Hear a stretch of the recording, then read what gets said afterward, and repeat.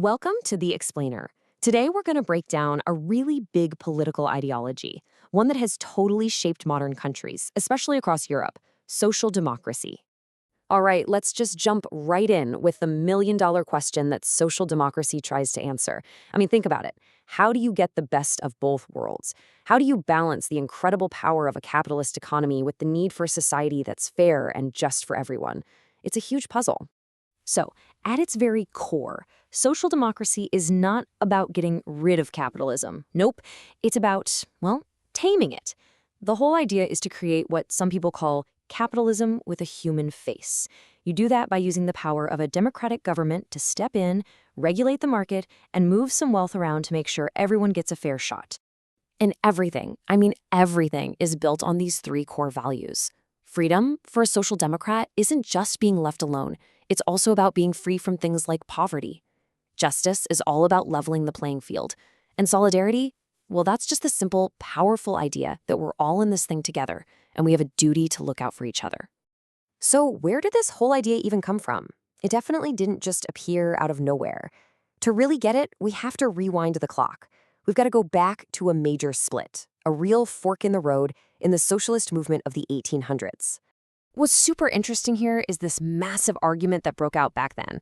See, the first socialist parties were all about Karl Marx, who was convinced that the only way forward was a violent revolution to completely crush capitalism. But as more people started getting the right to vote, some thinkers started looking around and going, hang on a second, do we really need a bloody revolution? And this quote from a German thinker named Edward Bernstein just nails the turning point. For him, democracy wasn't just a tool to get to socialism. He believed democracy was socialism, with all its protections for people's rights and its focus on peaceful change. This was a massive, massive shift away from traditional Marxist ideas. And that's the split right there. It's the pivot from revolution to reform. Social democracy basically chose a different path. Instead of storming the barricades, the idea was to work within the system, to win elections, pass laws, and build a more equal society one step at a time. Okay, so that's the theory. But what does it actually look like in the real world? Well, whenever people talk about social democracy in action, there's one example that always comes up: the Nordic model. We're talking about countries like Sweden, Denmark, and Finland.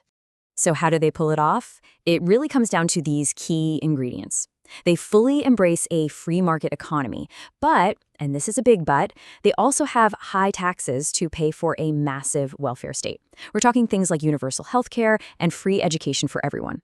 Plus, they have super strong labor unions that have a real seat at the table. And check this out. This chart just shows you how central unions are to making the whole thing work. I mean, look at those numbers. When 2/3 of your workers are in a union, labor has a powerful voice. It creates this social partnership where unions, employers, and the government all negotiate together. It's a totally different world compared to how things work in a lot of other places. Of course, all those amazing public services aren't cheap.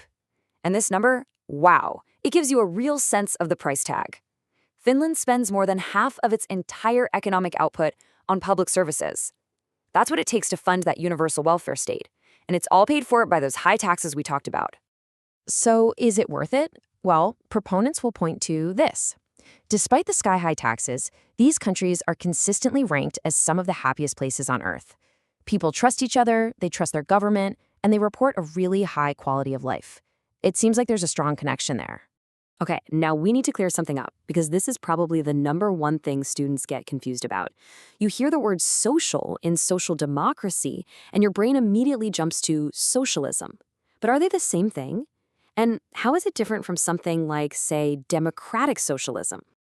This slide is absolutely crucial. The difference boils down to the end game. Social democracy wants to fix capitalism. It sees the problems, like inequality, and tries to solve them with a strong safety net. Democratic socialism, on the other hand, sees capitalism as the problem, and its ultimate goal is to replace it with a system where workers or the public own everything. All right, so we've covered a ton of ground here: the history, the real-world models, the key differences. So what are the most important things you need to walk away with? If you don't remember anything else, remember these 3 points. 1. It's a middle way, a pragmatic approach. 2.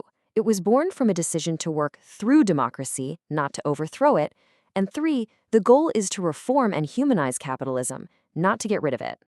And here's why this matters, why it's not just some abstract theory. These ideas we've been talking about, they were the engine that built the modern social safety net, things like public pensions, universal health care, unemployment benefits, that are now standard in so many countries.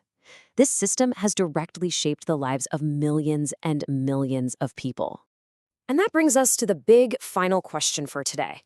Can this model, which was really built for the industrial world of the 20th century, survive the challenges of the 21st? What happens when automation and the gig economy change what work even means? In a world where money can zip across borders in a millisecond, is the social democratic model a real blueprint for the future, or is it a relic of the past? That's the debate we're having right now.